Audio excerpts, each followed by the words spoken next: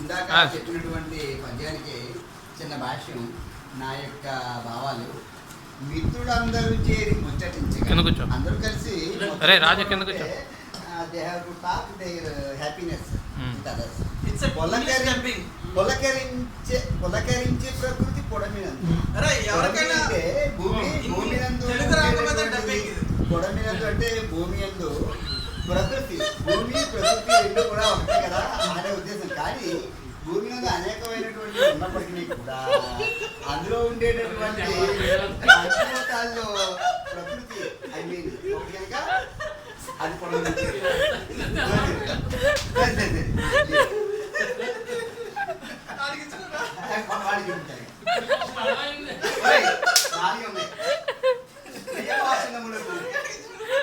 అది చెప్పడం అంటారా అది చెప్పడం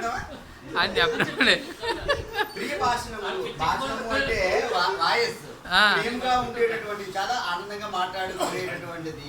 ముద్దునుంది ఎవరు ముద్దునుంది ప్రకృతి భాషకి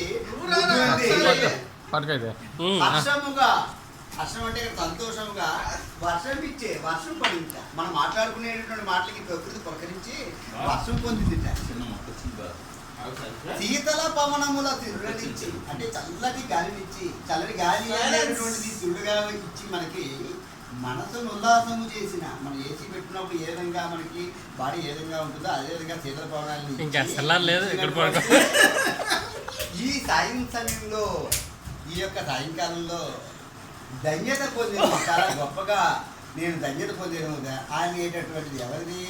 రెడ్డివారి గృహం మన శేఖర్ తాలూకా ఇంట్లో ఏ విధమైనటువంటి పార్టీ జరిగింది అనేటటువంటిది నా యొక్క ఉద్దేశిక. ఇది రెండోది సురుల రెస్టారెంట్.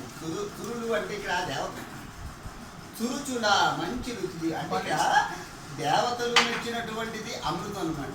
ఈ నథింగ్ బట్ లైక్ దట్ దాని అటువంటి దాంతో సురుల restaurant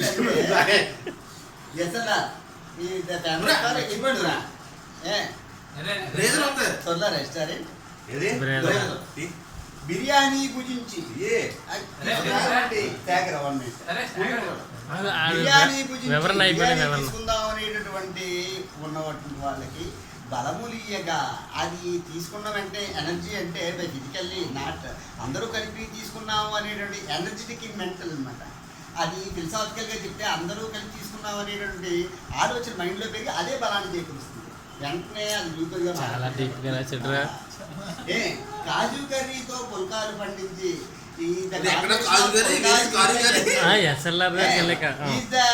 combination for pulka is the kaju curry.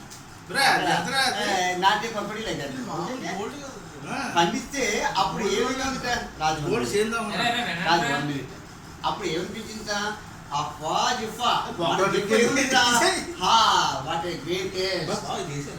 అనిపించి లాలాజలమూరే వెంటనే టైలింగ్ లాలాజలమూరి నాన్ వెజ్తో నాట్యమాడిన నాలుక.